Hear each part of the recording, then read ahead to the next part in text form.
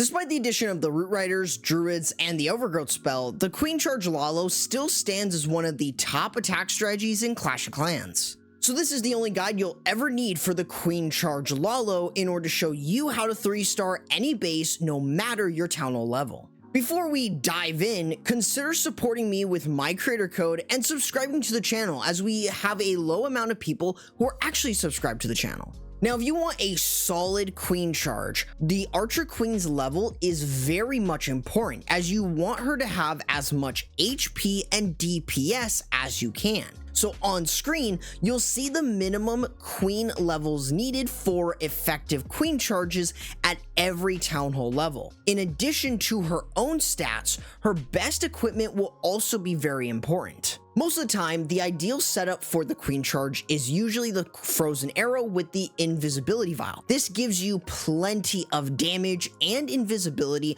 without needing to max out these upgrades, as you can use them at level 18 and level 15 respectively. If you don't have the Frozen Arrow, you can still pair the Invisibility Vial with the Archer Puppets for some pretty solid results, thanks to the invisible archers, even if it's not as strong. So while knowing her best build and level is important, what should you be looking for in a Queen Charge? Well, your biggest threat is going to be the enemy CC and enemy heroes, especially the Queen and Royal Champion. In addition to that, aim to eliminate key defenses and create good pathing for your Lavaloon with that said Queen Charge. So how do these threats affect different Town Hall levels? Well, if you're Town Hall 9 to Town Hall 11, you want to focus on removing the enemy CC and enemy Queen while securing great value. At Town Hall 12, this is when you unlock the Headhunter.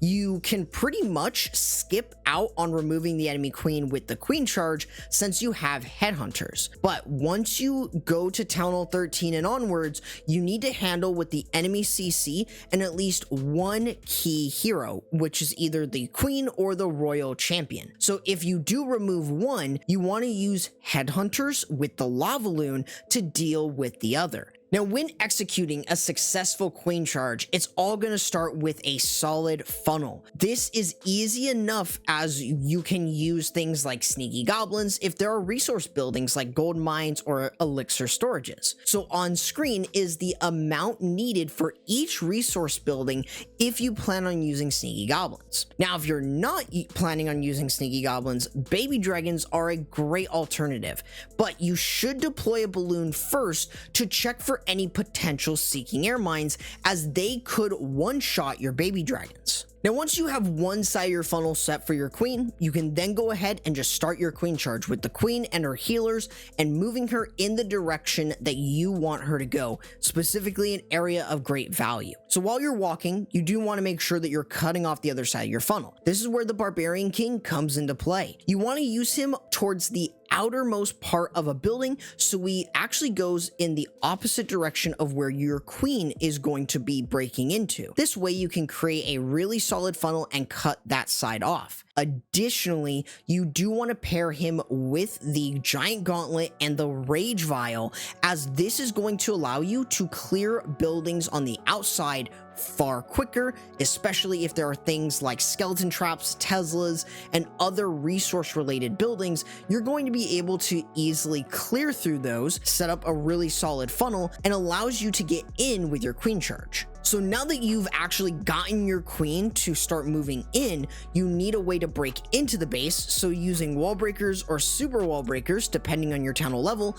is a great choice. If you want to dive deeper into the base as you're Queen Charging, consider using a jump spell. This is going to get your Queen deeper in to remove more key defenses and create better pathing. So while you are charging though, you do need to keep in mind that using a couple balloons to look for seeking air mines or red air bombs is important, as you need to basically protect your healers from being taken down too early. Additionally, when you're using the rage spells, a great trick is to use the rage spell a bit ahead of your Queen. That way it will boost her DPS for a short bit of time, but will keep the healers inside the rage for the maximum duration and getting great value from it. Other spells like invisibility spells can actually be a true lifesaver against heavy damage, either avoiding a forced ability or just keeping her alive after her ability was used. Free spells, on the other hand, are key to shutting down things like the Monolith or single target Infernos, as they can be a hefty threat to your queen charges. In addition to the value received from your queen charge, you can extend that value by using the Royal Champion.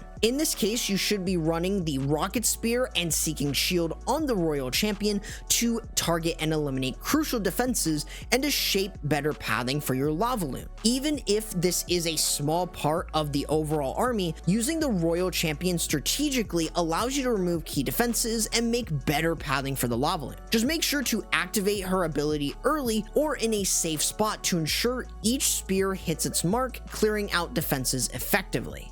Now, outside of your heroes, the siege machines are also another crucial step in using the Queen Charge Lalo strategy, and you have several great options. Starting with the Stone Slammer, it's a go-to choice for mostly Town Hall 10 and Town Hall 11, but can be used at higher Town Hall levels. It's all thanks to its high HP and damage, making it an excellent tank and DPS support for your Lalo. If you are using it, be sure to place it in first so it can tank for the balloons behind it. It also lets you merge it in with the rest of your Lava Loon to get great value. Just be mindful of its vulnerabilities to 2 Seeking Air Mines, which can easily take it down early, but it typically will still do a great job delivering your CC troops right where you need them to be. The Flame Flinger is a fantastic option for Town Hall 12 and above players, as it excels at creating better pathing for your Lava Loon. This is by clearing out defenses and maximizing the value from your Queen Charge. You mainly want to use this to remove defenses off the base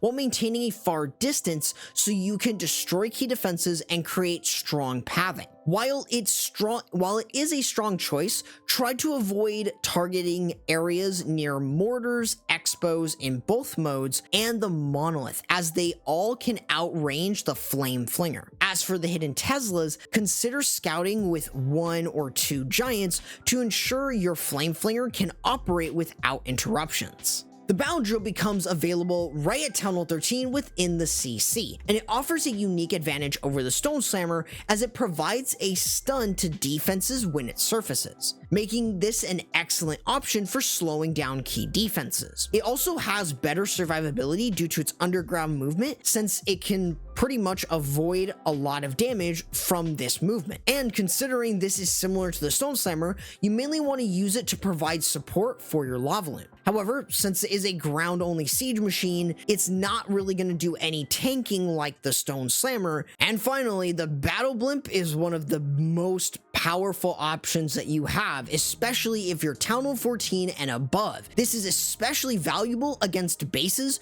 with a Town Hall poison. Its flexibility shines when loaded with Yetis to clear a compartment and to set up a funnel for your queen, or even used to snipe the Town Hall, especially if it's in the core. This versatility makes it one of the best siege machines to address the Town Hall threat and can create effective pathing. Each part of this army slowly builds us into the Lava Loon portion of this attack. In this case, your Warden must play a supportive role where you can pair him with the Eternal Tome and the Life Gem to give your balloons a much needed HP boost. Alternatively, if you're facing bases with poison spell towers or has the Giga Poison, consider using the Healing Tome for its steady, long-lasting healing. You can run the Lava Loon Puppet as well with the Eternal Tome. However, this is usually only effective at lower Town Hall levels like Town Hall 11 and Town Hall 12. So when it comes to sending in your Lava Loon portion, you want to start by deploying a Lava Hound followed by at least 3 groups of 3 balloons. This approach lets you target specific defenses while grouping the balloons to maximize their damage. If you only have 1 Lava Hound, continue deploying groups of 3 to 4 balloons periodically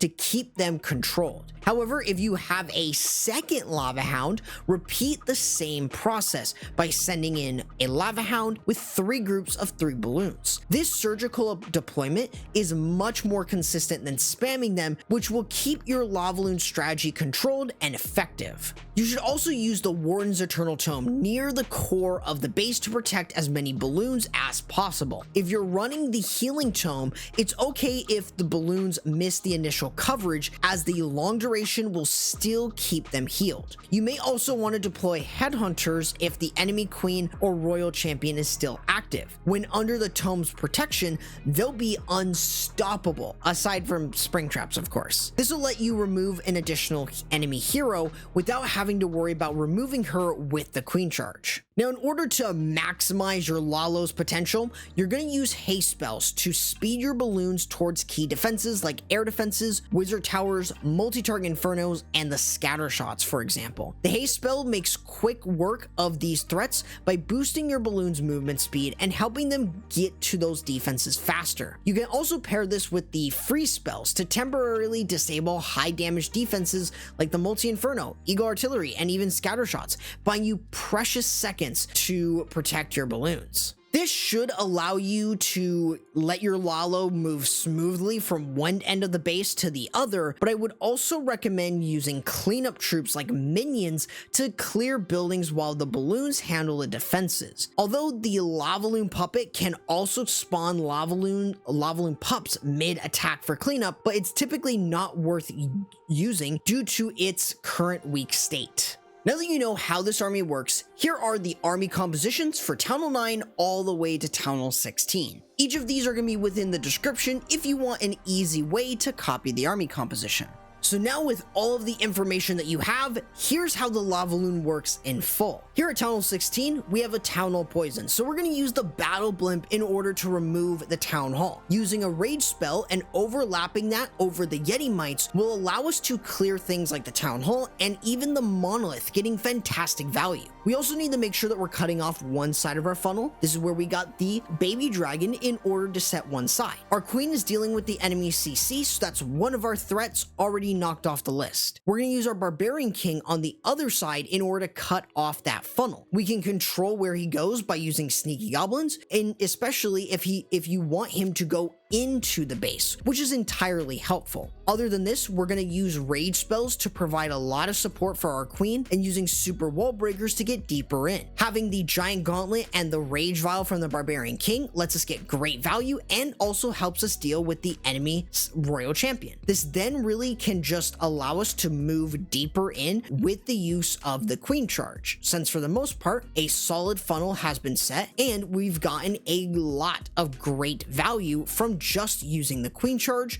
our blimp, and the Barbarian King. This is where we can really then start focusing in a little bit more on the royal champion, where we can use her Seeking Shield and Rocket Spear to get extra additional value and pathing. So even if you don't get the full spear duration on clearing out defenses, don't worry, you still have more than enough to easily clear through something like the enemy queen. Other than this, you're going to start sending in your Lavaloon with one Lava Hound and a couple groups of balloons right behind, and an early Grand Warden ability right off to boot, since the Healing Tome and Eternal Tome basically gets great value when used a little bit earlier. Overall, as you continue to work yourself around, using free spells over splash damage defenses, and of course using haste spells to get from defense to defense is incredibly important. This allows you to easily and more comfortably push through any given base and get a very solid 3-star in. Overall, it's a very simple and very strong strategy that doesn't really have a lot of downsides. Just make sure you have some form of cleanup and you'll be a-okay to 3-star with the Queen Charge Lalo. Now, if you need some advice on equipment levels, I heavily recommend checking out this video